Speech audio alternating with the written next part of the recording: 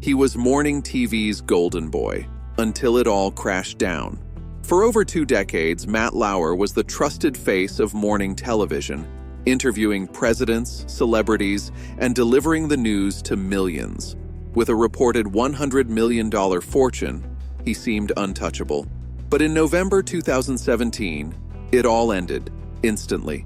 His co-hosts announced his firing live on air, choking up as they revealed allegations of inappropriate sexual behavior. Lauer disappeared from the spotlight, lost friends, and according to insiders, now lives in isolation, only engaging with those who still support him. But what really happened behind the scenes shocked even those closest to him. Lauer's rise began in 1994 with The Today Show, where his charisma made him a standout. By 1997, he became co-host, and soon the anchor America trusted every morning. His interviews, ranging from world leaders to celebrities, cemented his reputation as a skilled, likable journalist. Success brought wealth. Lauer's salary soared to $25 million a year, putting him among the top-paid TV personalities. With luxury homes and an enviable lifestyle, he seemed invincible. But while the public saw charm, colleagues began to notice troubling behavior behind the scenes. Whispers of inappropriate conduct surfaced in the 2000s, but remained internal. Few dared speak out against someone with so much power. NBC, benefiting from his success and the show's dominance in ratings, appeared willing to overlook it. Eventually, serious concerns emerged. Reports suggested NBC may have known about complaints and settlements for years, but kept him on because of his value. Lauer wasn't just an anchor. He was a brand too big to fail. But no empire stands forever. In November 2017, a formal complaint shattered that illusion. The Me Too movement was in full force, and Lauer became its biggest casualty in morning news. His downfall wasn't just shocking, it was a long overdue reckoning. Clues had been hiding in plain sight. In a 2012 interview with Anne Hathaway, Lauer fixated on invasive paparazzi photos instead of her film, trivializing a serious privacy violation.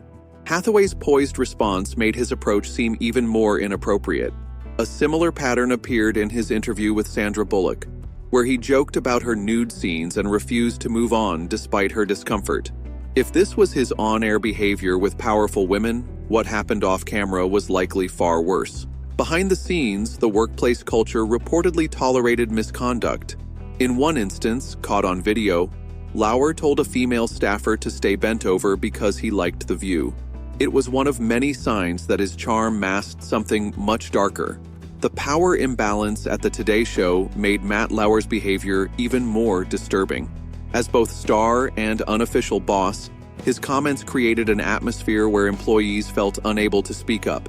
Female staff described being uncomfortable around him, but too afraid to act. Lauer brought in millions for NBC, making it career suicide to challenge him.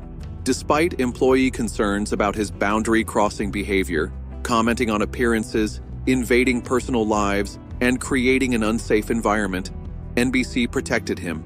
Co-host Ann Curry, who reported his misconduct to HR, was removed instead, while Lauer kept his $25 million salary. This showed NBC valued loyalty to its star over employee safety. Empowered by fame and fortune, Lauer acted with impunity, leaving many employees to suffer in silence and trauma. But power structures built on silence eventually crumble. In late 2017, one woman finally broke through Lauer's wall of protection, with a complaint NBC couldn't ignore. According to her detailed report, the incident took place during the 2014 Sochi Olympics. After drinking heavily, the woman said Lauer invited her to his hotel room, where the encounter quickly turned non-consensual. Despite her state, she claimed he proceeded with sexual activity she hadn't agreed to. The explicit nature of the allegations left NBC no room for denial, and after the first complaint, others came forward. A former producer said that back in 2001, Lauer summoned her to his office, locked the door, and coerced her into a sexual encounter so traumatic she fainted and required medical attention from his assistant. If true, this raised serious concerns. How could such a disturbing incident not trigger an investigation? More women added their voices. One said Lauer exposed himself in his office and retaliated professionally when she refused his advances. Another received an adult toy from him, with a note describing how he intended to use it. A pattern became impossible to ignore. Lauer allegedly used his authority to coerce women, with professional consequences for those who resisted. These stories also hinted at something bigger. NBC may have known more than they admitted. Insiders claimed the network settled multiple complaints quietly, using NDAs to silence victims. NBC denied this, calling past deals routine. But investigative journalist Ronan Farrow, who uncovered the Weinstein scandal, said otherwise, arguing he found evidence of hush money and cover-ups. The Sochi incident exposed everything wrong with the system. NBC's top host allegedly exploited a vulnerable colleague on the world stage. Soon after, Lauer's 2006 interview with Britney Spears resurfaced, where he harshly questioned her parenting, driving her to tears, a moment now seen as part of a troubling pattern of media mistreatment. The timing couldn't have been worse for NBC. With the Harvey Weinstein scandal fresh and the Me Too movement surging, audiences demanded accountability. NBC faced a choice: protect their highest-paid star and risk backlash, or cut ties and face fallout. On November 29, 2017, NBC fired Lauer so abruptly that his co-hosts learned just hours before going live, breaking the shocking news to millions. His fall was swift and total. Once an icon, he became a pariah. His $25 million salary disappeared overnight, and no network wanted to work with him. The personal cost was steep. Friends vanished, social invitations stopped, and Lauer withdrew to his Hamptons estate. His strained marriage to Annette Roque ended in divorce after years of private turmoil. Lauer refused full accountability, portraying himself as a victim. His 2019 defense backfired, reinforcing negative views. Though he dated marketing executive Shayman Abbas, his past still haunted him. Financially stable but no longer lavish, he has remained almost completely silent. No memoirs, interviews, or comeback.